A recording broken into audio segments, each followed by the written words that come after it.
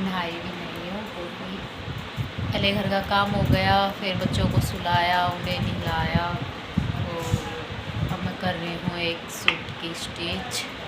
और ये बहुत ही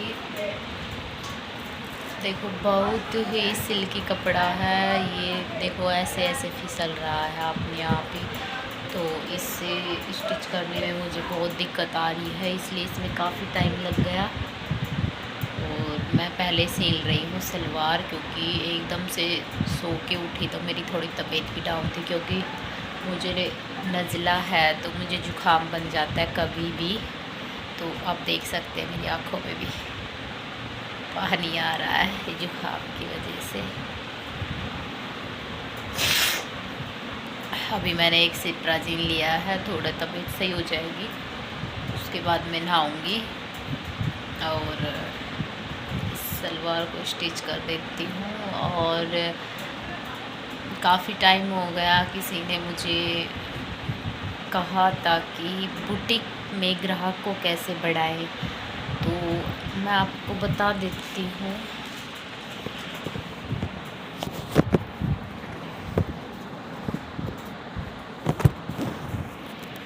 सॉरी,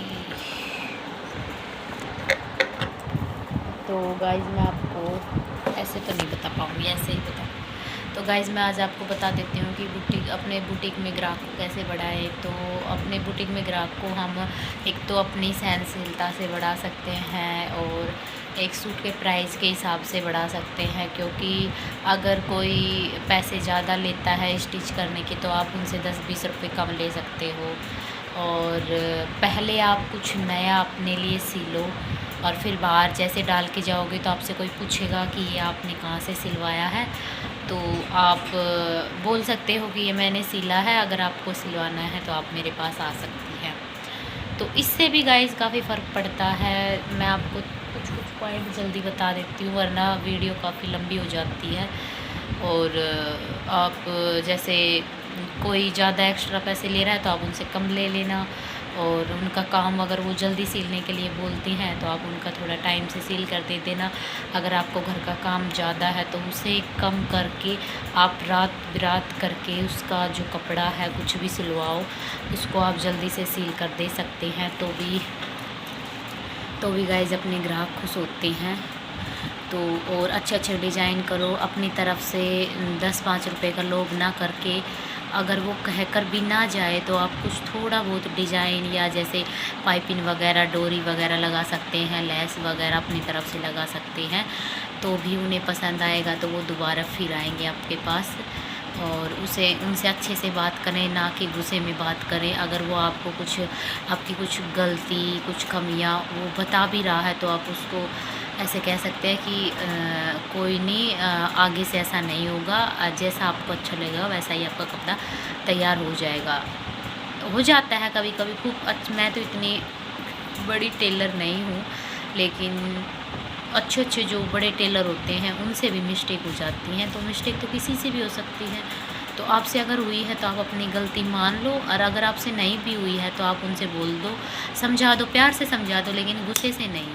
तो उससे भी अपने जो बुटीक घर पर हो या दुकान बाहर हो, बुटीक कहीं भी हो, आप उसमें अच्छे से ग्राहक बढ़ा सकते हैं। तो मेरा मानना यही है कि अच्छे सूट सिलो, टाइम पर सूट सिल कर दो, सुंदर डिज़ाइन करो, अपनी तरफ से भी कुछ उसमें यूज करो, और अच्छे से किसी से बात करो। अगर वो पैसे की बोल रही है कि मैं आपको 1-2 दिन के आगे पीछे जो भी कहती हैं, तो आप बोल दो, कोई बात नहीं, कहीं नहीं जाएंगे। तो उससे भी काफ़ी फ़र्क होता है। ऐसा नहीं होता कि हर आदमी के पास हैंड टू हैंड रुपये मतलब पैसे होते हैं, वो नहीं दे पाती, कभी 1-2 दिन का टाइम लग जाता है उन्हें देने में। तो आप जैसा वो बोलती हैं उनसे कह दो, ठीक है, जैसे आपके पास कभी होंगे तो आप दे देना। तो इससे भी अपने व्यवहार में बहुत ज़्यादा फ़र्क पड़ता है। तो मैं तो यही कहूँगी गाइज कि अगर आपको आपका बुटीक चलाना है तो आपको हर तरीके से सोच समझ कर चलाना होगा, ना कि लापरवाही करके। तो